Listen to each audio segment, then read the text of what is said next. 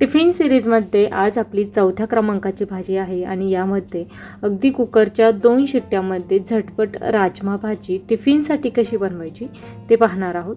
करायला सोपी आहे, अगदी साधी सोपी पद्धत मी तुमच्यासोबत शेअर केलेली आहे, त्यामुळे व्हिडिओ स्किप न करता अगदी शेवटपर्यंत नक्कीच पहा। सो हाय, मी कविता, मी तुमच्यासाठी घेऊन येत असते दररोज दुपारी 12 वाजता अशा झटपट तयार होणाऱ्या रेसिपी, त्यामुळे चॅनलला सबस्क्राईब केलं नसेल तर सबस्क्राईब करा। आज आपण सकाळच्या घाईचा विचार करून झटपट राजमाची भाजी कशी बनवायची ते पाहणार आहोत। त्यासाठी या ठिकाणी राजमा 1 वाटी रात्रभरासाठी भिजवून ठेवलेला होता। स्वच्छ धुवून घ्यायचा, त्यानंतर त्यामधील जे पाणी आहे ते सगळं काढून घ्यायचं आणि सकाळी तुम्ही पाहू शकता छान परफेक्ट असा भिजलेला आहे। भिजवण्यासाठी आपण कोमट पाण्याचा वापर केलेला होता। साधारणतः 6 ते 7 तासामध्ये अगदी परफेक्ट असा भिजतो। त्यानंतर कुकरमध्ये हा राजमा स्वच्छ धुवून घेतलेला आहे तो टाकायचा।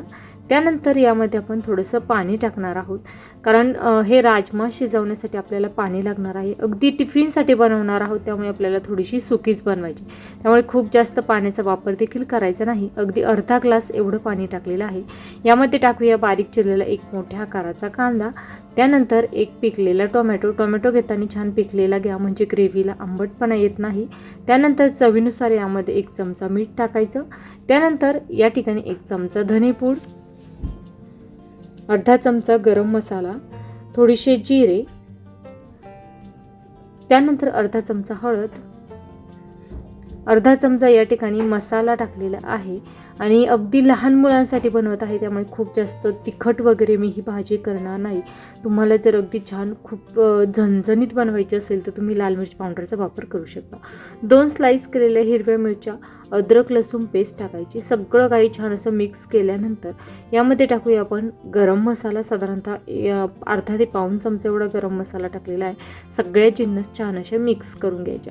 आता या ठिकाणी तुम्हाला जर खूप स्ट्रॉंग फ्लेवर आवडत असेल तर थोडेसे खडे मसाले देखील तुम्ही यामध्ये ॲड करू शकता। त्यानंतर यामध्ये टाकायचं साजूक तूप। आता या ठिकाणी ही जी राजमाची भाजी आहे यामध्ये साजूक तूप मी भरभरून वापरत असते। साधारणतः 4 ते 5 चमचे एवढं साजूक तूप मी टाकणार आहे आणि साजूक तूप यामध्ये छान असं मिक्स करून दिल्यानंतर झाकण लावायचं आणि साधारणतः मंद आचेवर 2 शिट्ट्या करून ही भाजी छान अशी शिजवून घ्यायची। कुकरच्या शिट्ट्या होत आहे, भाजी छान अशी शिजवून तयार होत आहे, तोपर्यंत चॅनलला सबस्क्राईब केलं नसेल तर सबस्क्राईब करा, कारण वर्षभर एकही दिवस सुट्टी न घेता दररोज दुपारी 12 वाजता आपण अशाच नवनवीन रेसिपीज पाहतो। आणि कुकरच्या 2 शिट्ट्या आपण झाल्यानंतर अगदी छान परफेक्ट अशी ही राजमाची भाजी तयार झालेली आहे। टिफिन स्पेशल आज आपण ही भाजी बनवलेली आहे। खूप जास्त ग्रेव्ही वगैरे धरलेली नाही, थोडीशी सुकी धरलेली आहे। यामध्ये सगळ्यात शेवटी टाकायची बारीक चिरलेली कोथिंबीर, त्यानंतर कस्तुरी मेथी यामध्ये ॲड करणार आहोत आणि छान अशी मिक्स करून घ्यायची। त्याचबरोबर सर्वात शेवटी मी यामध्ये 1 चमचा साजूक तूप देखील झाकण उघडल्यानंतर टाकलं होतं।